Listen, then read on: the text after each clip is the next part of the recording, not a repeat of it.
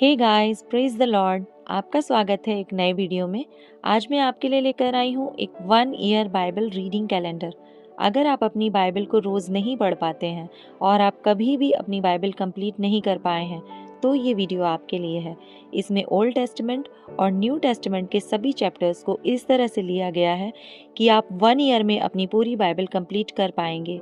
ये audio format है, इसके साथ आप अपनी बाइबल को ओपन करके रीड कर सकते हैं। डे 1 से लेकर डे 365 तक के सभी चैप्टर्स मैं आपके लिए लेकर आई हूँ। डे 365 पर आप अपनी पूरी बाइबल कंप्लीट कर पाएंगे, इसलिए आप इसके द्वारा आशीषित हों।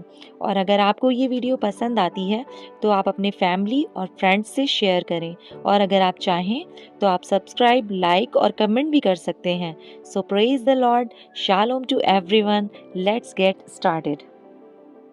डे 85 चैप्टर नंबर 16 एप्रेम और मनश्शे गोत्रों का दिया गया भाग। फिर यूसुफ की संतान का भाग चिट्ठी डालने से ठहराया गया। उनकी सीमा यरीहो के पास की यरदन नदी से अर्थात पूर्व की ओर यरीहो के जल से आरंभ होकर उस पहाड़ी देश से होते हुए जो जंगल में है बेतेल को पहुंची। वहां वह लूज तक पहुंची और अरेकियों की सीमा से होते हुए अतारोत पर जा निकली और पश्चिम की ओर यपलेतियों की सीमा से उतरकर फिर नीचे वाली बेथोरोन की सीमा से होकर गेरेज को पहुंची और समुद्र पर निकली। तब मनश्शे और एप्रेम नामक यूसुफ के दोनों पुत्रों की संतान ने अपना अपना भाग लिया। एप्रेम का भाग, एप्रेमियों की सीमा उनके कुलों के अनुसार यह ठहरी, अर्थात उनके भाग की सीमा पूर्व से आरंभ होकर अत्रोतदार से होते हुए ऊपर वाले बेथोरोन तक पहुंची और उत्तरी सीमा पश्चिम की ओर के मिकमतात से आरंभ होकर पूर्व की ओर मुड़कर तानत शीलो को पहुंची और उसके पास से होते हुए यानोह तक पहुंची। फिर यानोह से वह अतारोत और नारा को उतरती हुई यरीहो के पास होकर यरदन पर निकली। फिर वही सीमा तप्पूह से निकलकर और पश्चिम की ओर जाकर काना के नाले तक होकर समुद्र पर निकली। एप्रेमियों के गोत्र का भाग उनके कुलों के अनुसार यही ठहरा और मनश्शेइयों के भाग के बीच भी कई एक नगर अपने अपने गांवों समेत एप्रेमियों के लिए अलग अलग किए गए, परंतु जो कनानी गेजेर में बसे थे उनको एप्रेमियों ने वहां से नहीं निकाला, इसलिए वे कनानी उनके बीच आज के दिन तक बसे हैं और बेगारी में दास के समान काम करते हैं। चैप्टर नंबर 17 पश्चिम में मनश्शे का भाग। फिर यूसुफ के जेठे मनश्शे के गोत्र का भाग चिट्ठी डालने से यह ठहरा। मनश्शे का जेठा पुत्र गिलाद का पिता माकीर योद्धा था, इस कारण उसके वंश को गिलाद और बाशान मिला। इसलिए यह भाग दूसरे मनश्शेइयों के लिए उनके कुलों के अनुसार ठहरा, अर्थात अबीएजेर, हेलेक, अस्रीएल, शेकेम, हेपेर और शमीदा, जो अपने अपने कुलों के अनुसार यूसुफ के पुत्र मनश्शे के वंश में के पुरुष थे, उनके अलग अलग वंशों के लिए ठहरा। परंतु हेपेर जो गिलाद का पुत्र माकीर का पोता और मनश्शे का परपोता था, उसके पुत्र सलोफाद के बेटे नहीं बेटियां ही हुईं, और उनके नाम महला, नोआ, होगला, मिल्का और तिरसा हैं। तब वे एलियाजर याजक नून के पुत्र यहोशू और प्रधानों के पास जाकर कहने लगीं, यहोवा ने मूसा को आज्ञा दी थी कि वह हमको हमारे भाइयों के बीच भाग दे। तो यहोशू ने यहोवा की आज्ञा के अनुसार उन्हें उनके चाचाओं के बीच भाग दिया। तब मनश्शे को यरदन पार गिलाद देश और बाशान को छोड़ 10 भाग मिले, क्योंकि मनश्शेइयों के बीच में मनश्शेई स्त्रियों को भी भाग मिला और दूसरे मनश्शेइयों को गिलाद देश मिला।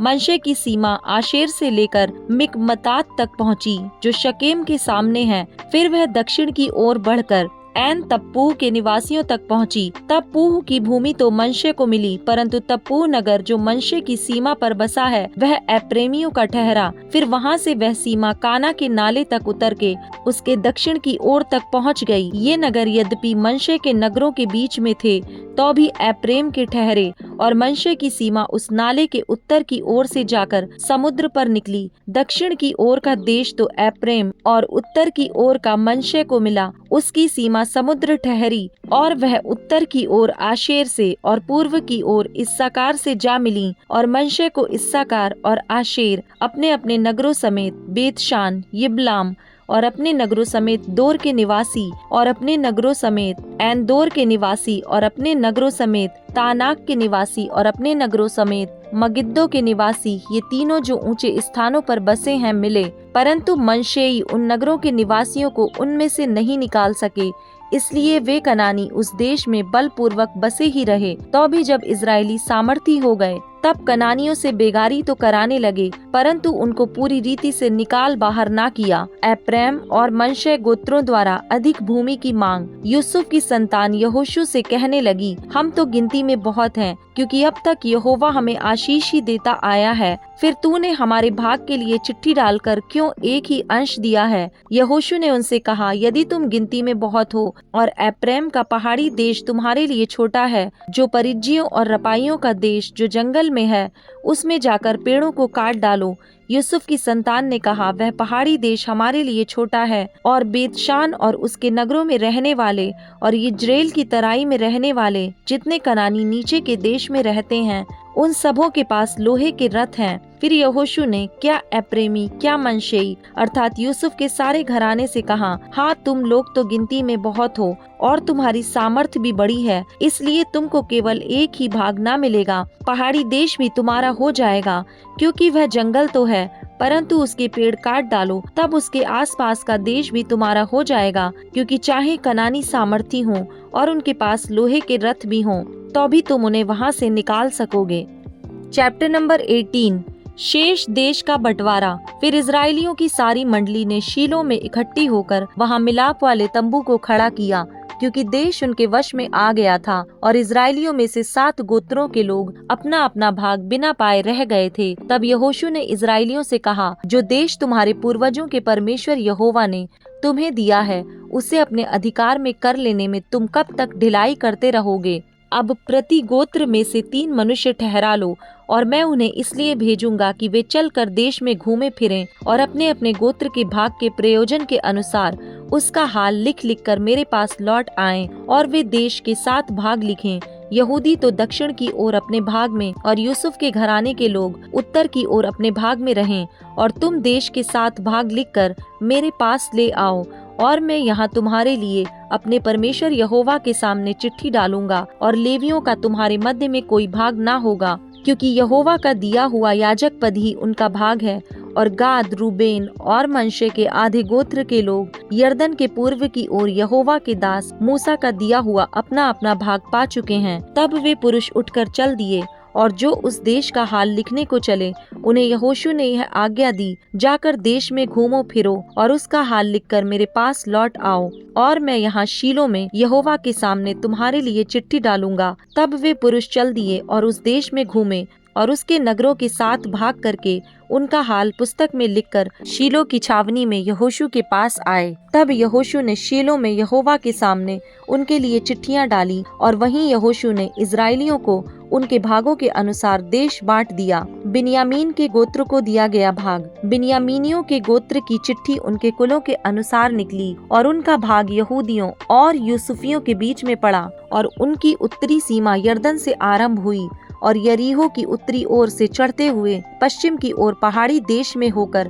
बेतावेन के जंगल में निकली। वहां से वह लूज को पहुंची, जो बेतेल भी कहलाता है, और लूज के दक्षिणी ओर से होते हुए निचले बेथोरोन के दक्षिण ओर के पहाड़ के पास हो अत्रोतदार को उतर गई। फिर पश्चिमी सीमा मुड़ के बेथोरोन के सामने और उसके दक्षिण की ओर के पहाड़ से होते हुए क्रियतबाल नामक यहूदियों के एक नगर पर निकली, जो क्रियतरीम भी कहलाता है। पश्चिम की सीमा यही ठहरी। फिर दक्षिण की ओर की सीमा पश्चिम से आरंभ होकर क्रियतरीम के सिरे से निकलकर नेप्तोह के सोते पर पहुंची, और उस पहाड़ के सिरे पर उतरी, जो हिन्नोम के पुत्र की तराई के सामने और रपाइम नामक तराई के उत्तरी ओर है। वहां से वह हिन्नोम की तराई में अर्थात यबूस के दक्षिणी ओर होकर एनरोगेल को उतरी। वहां से वह उत्तर की ओर मुड़कर एनशेमेश को निकलकर उस गलीलोत की ओर गई, जो अदुम्मीम की चढ़ाई के सामने है। फिर वहाँ से यह रूबेन के पुत्र बोहन के पत्थर तक उतर गई। वहाँ से वह उत्तर की ओर जाकर अराबा के सामने के पहाड़ की ओर से होते हुए अराबा को उतरी। वहाँ से वह सीमा बेथोगला के उत्तरी ओर से जाकर खारे ताल के उत्तर ओर के कोल में यर्दन के मुहाने पर निकली। दक्षिण की सीमा यही ठहरी और पूर्व की ओर की सीमा यर्दन ही ठहरी। बिन्यामीनियों का भाग चारों ओर की सीमाओं सहित उनके कुलों के अनुसार यही ठहरा। बिन्यामीनियों के गोत्र को उनके कुलों के अनुसार ये नगर मिले, अर्थात यरीहो, बेथोगला, एमेकसीम, बेतराबा, समारैम, बेतेल, अब्बीम, पारा, ओप्रा, कप्रमोनी, ओप्रनी और गेबा, ये 12 नगर और इनके गांव मिले। फिर गिबोन, रामा, बेरोत, मिस्पे, कपीरा, मोसा, रेकेम, यिप्रेल, तरला, सेला, एलेप, यबूस जो यरूशलेम भी कहलाता है, गिबत और क्रियत, ये 14 नगर और इनके गांव उन्हें मिले। बिन्यामीनियों का भाग उनके कुलों के अनुसार यही ठहरा।